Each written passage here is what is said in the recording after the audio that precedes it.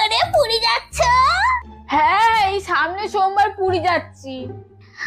তা যা যা, ভালোভাবে ঘুরে আসো। ওদি জানো, সেই ওই পাড়ার আলু বখরা আছে না, আলু বখরার ছেলে কয়েকজন গরিবকে পুরীতে নিয়ে গেছিল ঘোরার জন্য এমনি। তা যাই হোক, এসে না 5 লাখ টাকার লটারি লেগেছিল ওদের, 5 লাখ টাকা। ও আচ্ছা আচ্ছা, মালতীও তো গরিব, ওকে যদি নিয়ে পুরীতে যাই তাহলে ঠাকুরের আশীর্বাদে যদি আমারও একটা লটারি পড়ে।